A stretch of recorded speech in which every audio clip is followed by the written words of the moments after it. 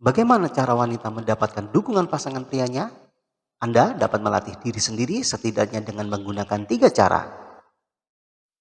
Cara pertama, meminta dengan tepat untuk apa yang telah Anda miliki.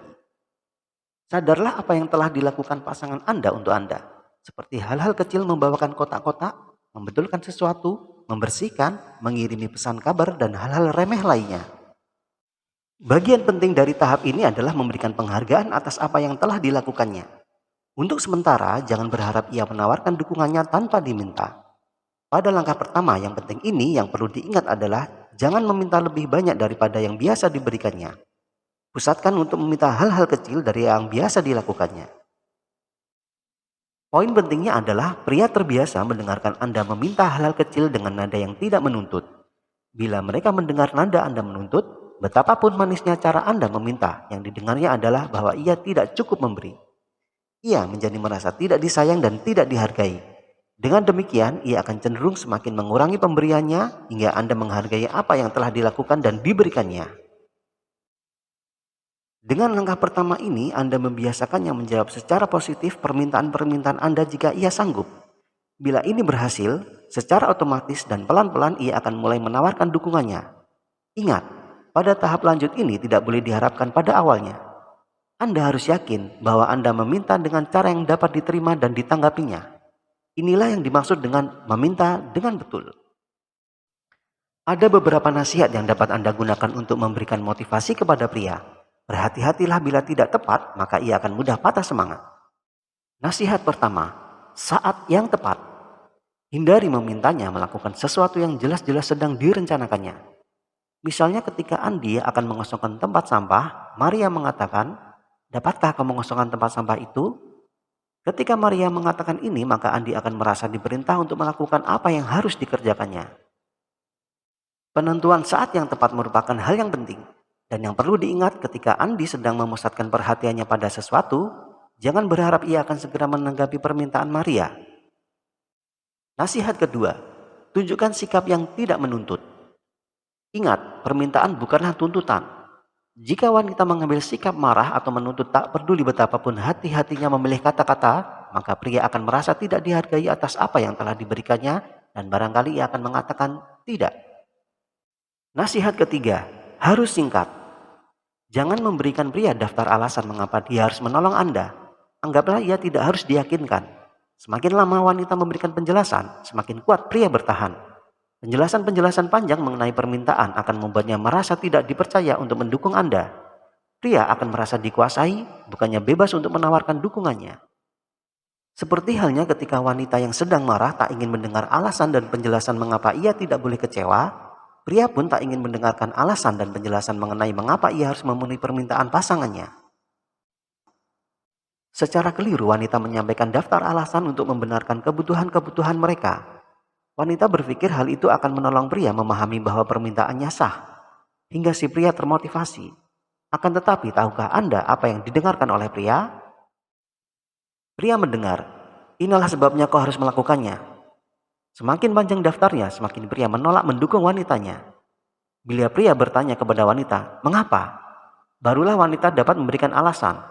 Namun sekali lagi, wanita perlu berhati-hati dan harus tetap singkat. Wanita dapat berlatih untuk percaya bahwa pria akan melakukannya jika ia sanggup. Rumuskanlah sesingkat mungkin. Nasihat keempat, langsung.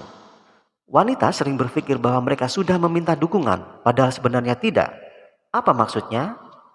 Wanita ketika membutuhkan dukungan biasanya menyampaikan kesulitannya, akan tetapi tidak secara langsung meminta dukungan dari pasangannya.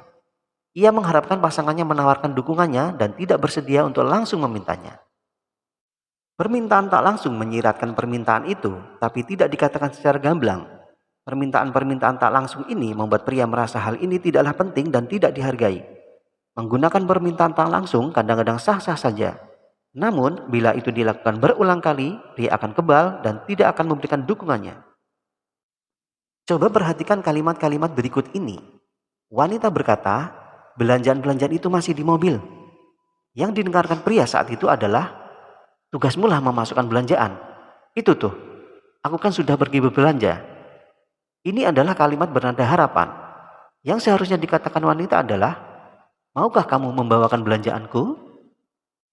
Contoh lainnya, wanita berkata, "Aku tidak bisa membuang apa-apa lagi di tempat sampah itu." Yang didengarkan pria saat itu adalah, "Kau belum membuang sampahnya. Seharusnya kamu bisa segera membuangnya dan tidak menunggu terlalu lama." Ini adalah kalimat bernada kecaman. Yang seharusnya dikatakan wanita adalah, "Maukah kamu membuangkan sampahnya?" Nasihat kelima, gunakan susunan kata yang tepat. Salah satu kesalahan yang paling umum wanita dalam meminta dukungan adalah penggunaan kata dapat dan bisa sebagai pengganti kata mau dan bersedia. Contoh kalimatnya adalah seperti, "Dapatkah kau membuang sampah itu?" Ini adalah kalimat pertanyaan untuk mencari informasi. Ubahlah menjadi, "Maukah kamu membuangkan sampahnya?" Ini adalah kalimat permintaan. Kaum wanita sering menggunakan kata ini untuk menyiratkan permintaan yang sebenarnya. Bila menggunakannya sesekali tidak akan terlalu terasa, namun bila ini dipergunakan terus-menerus maka pilihan kata ini akan membuat pria marah. Beberapa komentar umum pria ketika mendengarkan kalimat-kalimat tidak langsung adalah, "Jangan merengek padaku. Jangan memintaku melakukan segalanya sekaligus. Jangan memerintah saja. Aku sudah tahu apa yang perlu dilakukan. Kau tak usah mengatakan hal itu kepadaku."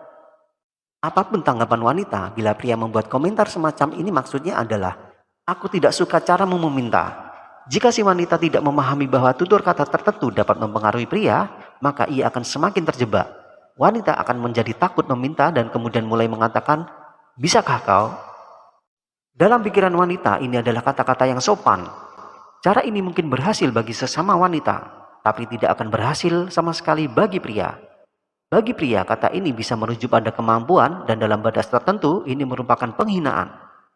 Bisa jadi pria akan mengatakan tidak karena si wanita telah membuatnya marah. Cara kedua wanita untuk meminta dukungan pria adalah berlatihlah meminta lebih banyak. Meski Anda tahu ia akan mengatakan tidak. Seperti apa penjelasannya? Simak terus hanya di PSH Mistik.